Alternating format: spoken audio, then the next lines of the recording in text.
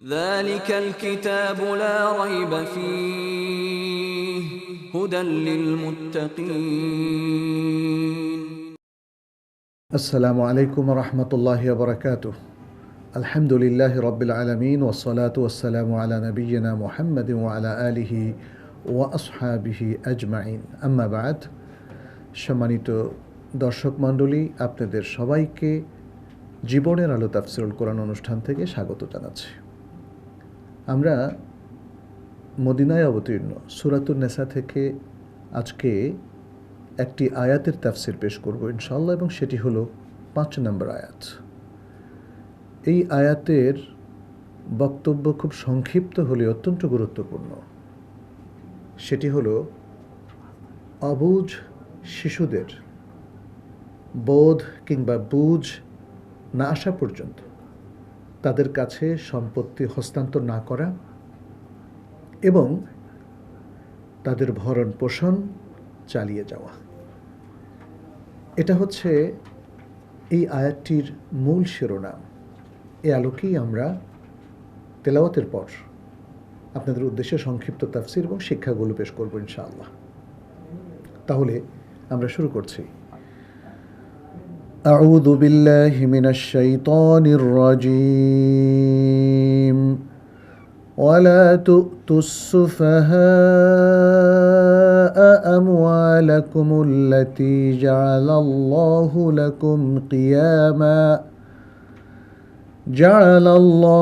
লাকুম কিয়ামা ওয়ারযুকুহুম ফীহা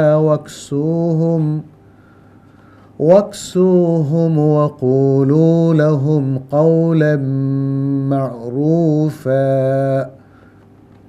প্রথমেই থাকছে আয়াতটির শব্দার্থ।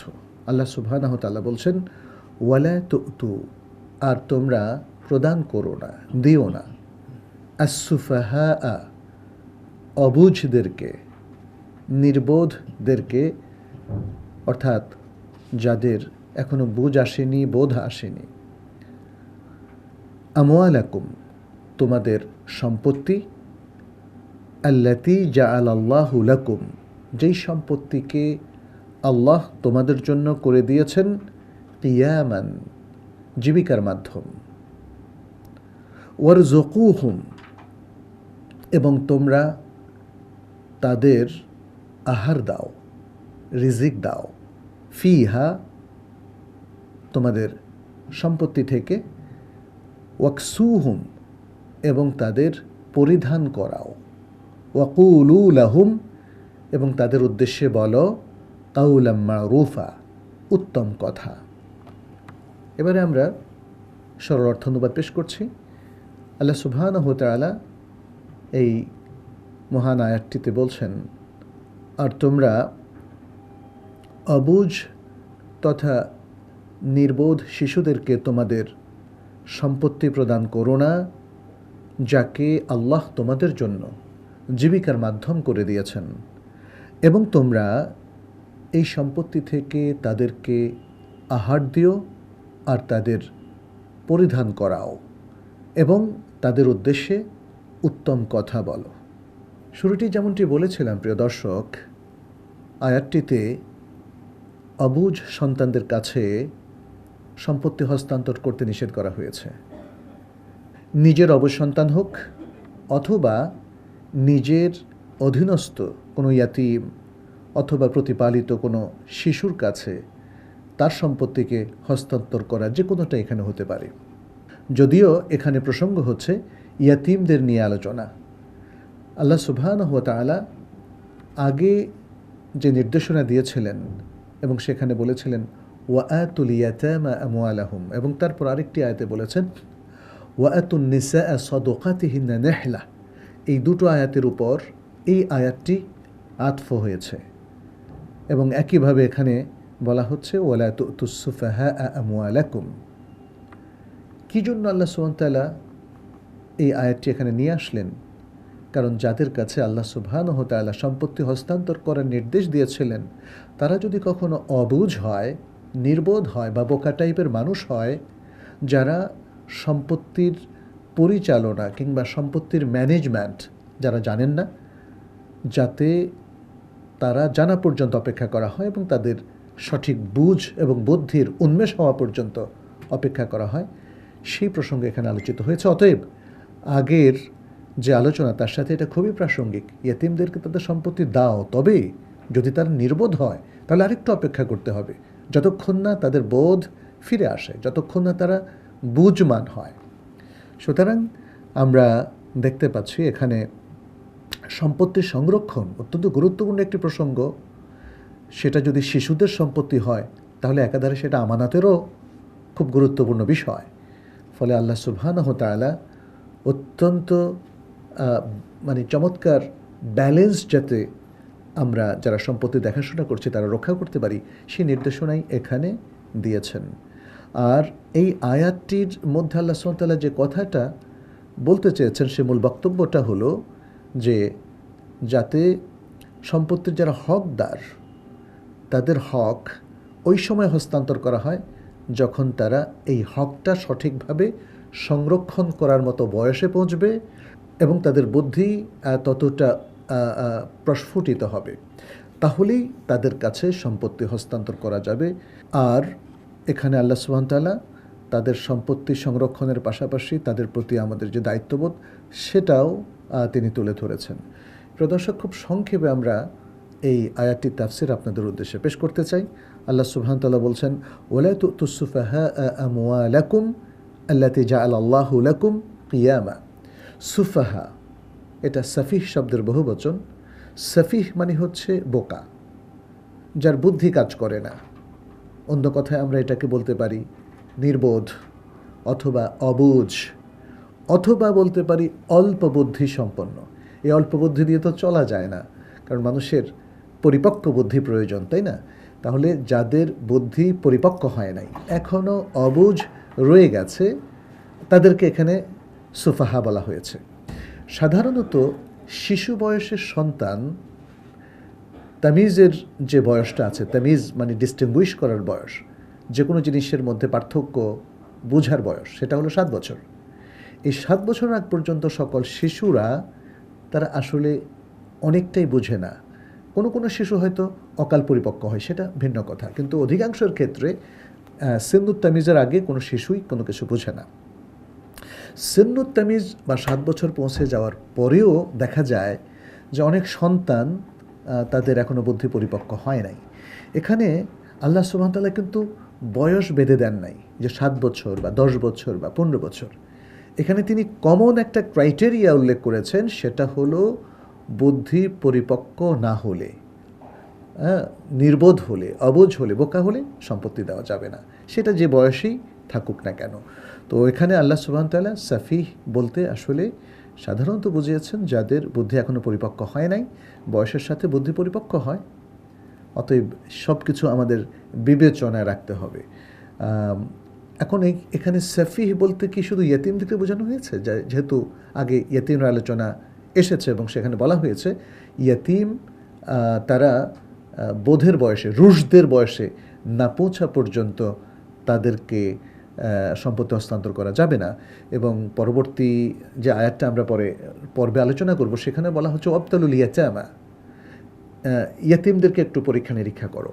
সুতরাং এখানে যে সাফিহের কথা বলা হয়েছে তার মধ্যে অবশ্যই ইয়াতিমদের আলোচনাও অন্তর্ভুক্ত আছে।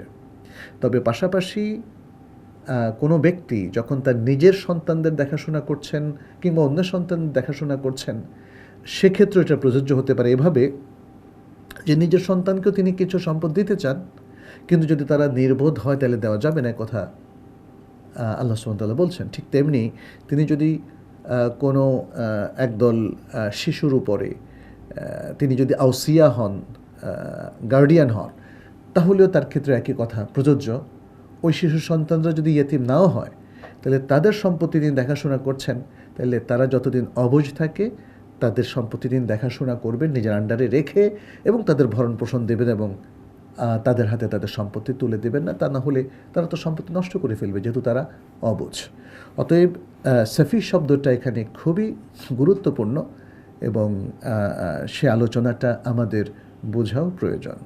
তাহলে আল্লাহ সুবহানাহু ওয়া তাআলা এখানে বলছেন তোমাদের সম্পত্তি, আমওয়ালাকুম, কথা বলেছেন তোমাদের সম্পত্তি, অর্থাৎ হয় তোমাদের নিজের অধিভুক্ত মালিকানাভুক্ত সম্পত্তি, অথবা তোমাদের অধীনস্থ ইয়াতিমের সম্পত্তি, কিংবা যাদের তোমরা দেখাশোনা করছো তাদের সম্পত্তি, সবটা এখানে হতে পারে।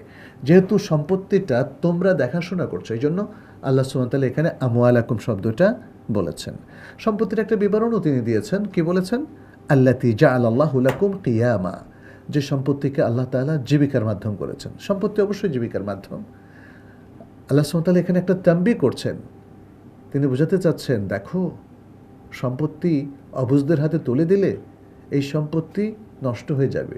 তখন জীবিকার প্রশ্নে একটা বড় ধরনের প্রবলেম দেখা দিবে, সমস্যা দেখা দিবে। এবং এই সন্তানগুলো এখনও অবুঝ, সম্পত্তি নষ্ট করে ফেলে পরে তারা খাবে কি আর চলবে কি করে? ফলে আল্লাহ সুবহানাহু ওয়া তাআলা এখানে হাইলাইট করলেন, এই সম্পত্তি অবুঝদের হাতে তুলে দেওয়া যাবে না, কারণ এই সম্পত্তি হলো জীবিকার মাধ্যম, তোমাদের সবারই জীবিকার মাধ্যম। অতএব সেটাকে সঠিকভাবে সংরক্ষণ করতে হবে, যেন তোমরা কখনোই টানাটানিতে বা কোনো বিপদে মুসিবতে যেন তোমরা না পড়ে যাও। এখানে ইমাম ইবনু জারীর রাহিমাহুল্লাহ তিনি বলছেন, এই সম্পত্তি চাই তোমাদের হোক অথবা এই সম্পত্তির প্রকৃত মালিক এই শিশুরা হোক, সর্বাবস্থায় তারা অবুঝ থাকলে তাদের কাছে সম্পত্তি অর্পণ করা যাবে না। এবং তোমাদের উচিত হবে তোমরা নিজেদের সম্পত্তি সংরক্ষণে যতটা আগ্রহী, তাদের সম্পত্তি সংরক্ষণেও তোমরা যেন ততটা আগ্রহী থাকো। যেমন তিনি বলছেন, ওলিয়াকুন হেরসুকুম আলা আমওয়ালিহিম কা হেরসিকুম আলা আমওয়ালিকুম, এই কথাটাই তিনি বলেছেন। এরপর বলছেন, ওয়ারযুকুহুম ফিহা ওয়াকসুহুম, আর তোমরা এই সম্পত্তি থেকে তাদের রিজিক দাও, তাদের জীবিকার ব্যবস্থা করো, তাদের পানাহারের ব্যবস্থা করো, ওয়াকসুহুম, এবং তাদেরকে পরিধান করো, অর্থাৎ তাদের কাপড় চোপড় দাও, যেটাকে আমরা ভরণ পোষণ বলি। তাহলে বোঝা গেল যে অবুঝ শিশুর সম্পত্তি তাকে বিলম্বে অর্পণ করলেও তার ভরণ পোষণটা কিন্তু ঠিক রাখতে হবে। এবং প্রত্যেক ব্যক্তি তার অধীনস্থ যে কোনো শিশু, সেই ইয়াতিম শিশু হোক, অন্য যে কোনো শিশু হোক, অথবা নিজের সন্তান হোক, তাদের প্রত্যেকের ভরণ পোষণ তার উপর ফরজ, এবং তাকে সে দায়িত্ব পালন করতে হবে। এটি আল্লাহ সুবহানাহু ওয়া তাআলা এই আয়াতটিতে বলেছেন, ওয়ারযুকুহুম ফিহা ওয়াকসুহুম। ইমাম ইবনু জারীর সহ আরও অনেক মুফাসসিরিন কেরাম এখানে একটা কথা বলেছেন, যে যদি সম্পত্তি তোমাদের অধীনস্থ থাকে এবং সেটা ইয়াতিমদের হয় অথবা তোমাদের অধীনস্থ শিশুদের হয়, তাহলে সম্ভব হলে সেটাকে তিজারতেও লাগানো যাবে, অর্থাৎ ব্যবসায় সেটাকে লাগানো যাবে, যাতে করে এর মধ্য থেকে সম্পদ বাড়ে এবং কিছু প্রফিট হয়, এবং সেই প্রফিট কিংবা লাভ থেকে তাদের ভরণ পোষণের ব্যবস্থা করা যাবে। এরপর আয়াতের শেষে এসে আল্লাহ সুবহানাহু ওয়া তাআলা বলছেন, ওয়াকুলু লাহুম কাওলাম মারুফা, তাদের উদ্দেশ্যে সুন্দর কথা বলো। শিশুদের সাথে সুন্দর আচরণ করতে হবে। অনেক সময় আমরা দেখি শিশুরা যদি একটু অবুঝ হয়, দুষ্টামি বেশি করে, অথবা আমাদের কথাগুলো, আমাদের নির্দেশগুলো বুঝতে পারে না, তখন অভিভাবক অনেক সময় খুবই রেগে যায়, জেদ করে।